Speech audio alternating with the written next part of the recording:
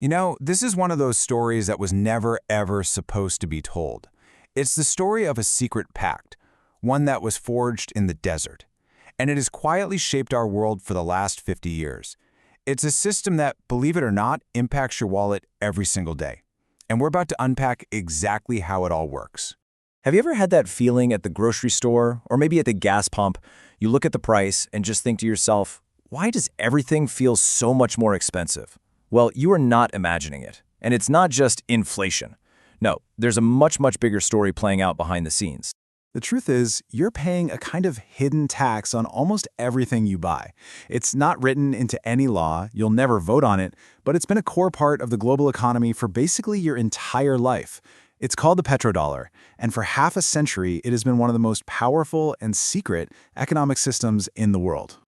Now, to really get a handle on how this system works and why it's so powerful, we need to stop thinking about it as just some boring economic policy. We need to start thinking of it as a weapon, a tool of immense global influence. One source actually described it as a weapon more powerful than atomic bombs, more powerful than entire aircraft carriers. A weapon almost no one knows about, and yet its effects touch all of us every single day. So, how in the world did this weapon even come to exist? Well, our story starts with a man, a military plane, and a top-secret mission to Jeddah, Saudi Arabia back in 1974. See, back in the early 70s, America was in a complete tailspin. President Nixon had just detached the dollar from gold, which basically turned it into, well, scrap paper in the eyes of the world. Then, the 1973 oil crisis hit. Arab nations cut off the oil supply, and it led to total chaos.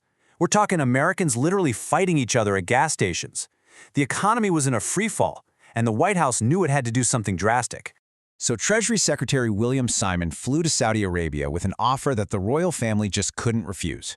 It was actually pretty simple, almost elegant in its design. First, the U.S. would provide complete and total military protection for the Saudi regime.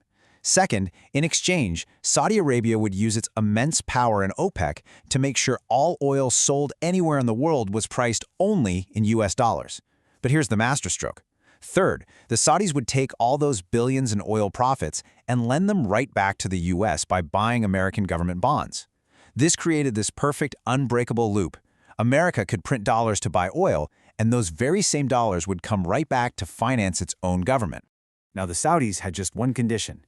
Nobody could ever know. They were terrified that if the rest of the Arab world found out they were bankrolling Israel's biggest ally, the king's life would be in serious danger.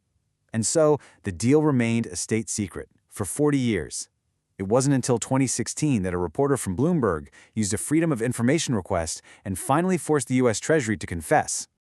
This secret deal gave the United States what a French finance minister once famously called an exorbitant privilege.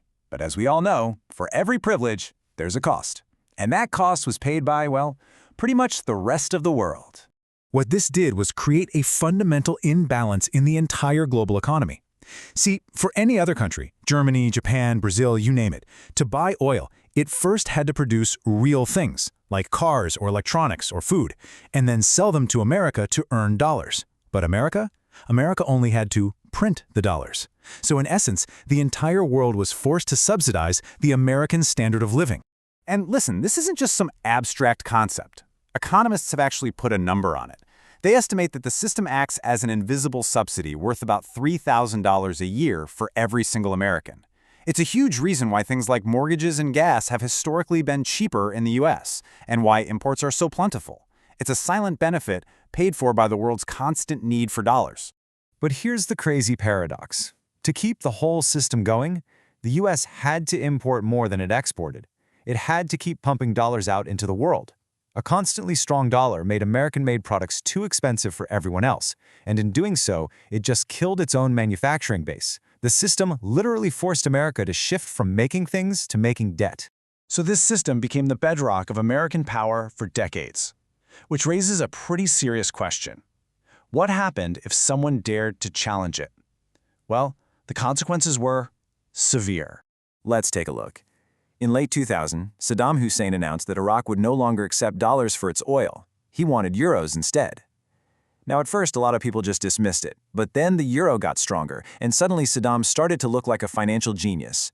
The question started bubbling up, if he could do it, Why couldn't others?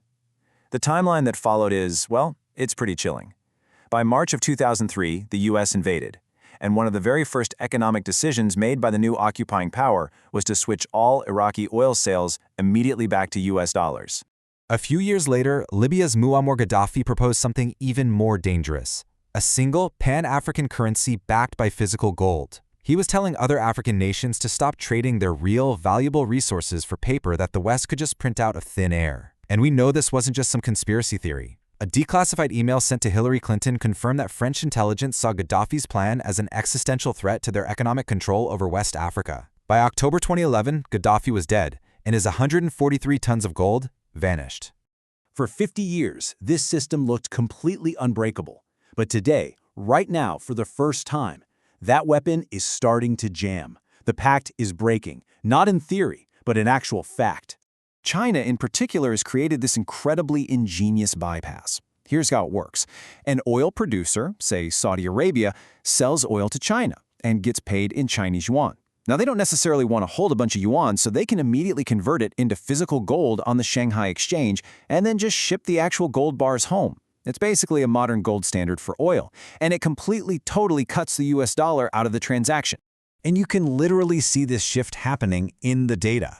Just look at who is buying gold right now. Central banks in China, India, Turkey, all across the developing world, they're stacking it up at record rates. Why? Well, they saw what happened when Russia's dollar reserves were frozen overnight. They realized their holdings weren't really theirs. They were just permissions that could be revoked at any time. And now, technology is about to close the loop.